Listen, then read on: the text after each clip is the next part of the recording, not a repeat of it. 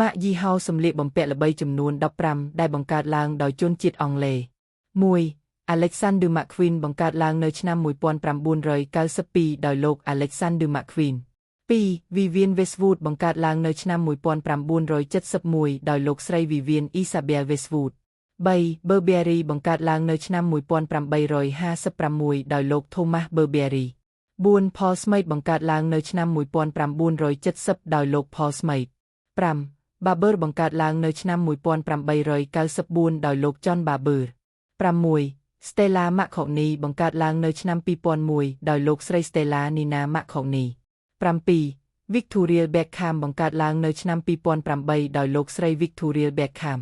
8. Jane Pearson បង្កើតឡើងនៅឆ្នាំ2008ដោយលោកស្រី Jane Pearson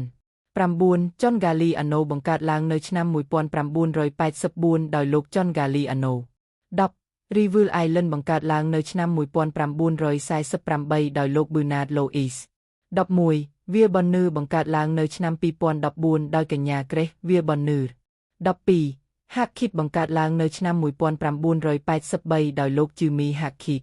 13. Clement Ribeiro បង្កើតឡើងនៅឆ្នាំ1993ដោយលោកស្រី Susan Clement និងលោក Inasu Ribeiro 14. Alfred Dunhill បង្កើតឡើងនៅឆ្នាំ1893ដោយលោក Alfred Dunhill 15. Ampro បង្កើតឡើងនៅឆ្នាំ1924ដោយលោក Hero និងលោក Wallace Humphrey ដែលជាបងប្អូនបង្កើតនឹងគ្នា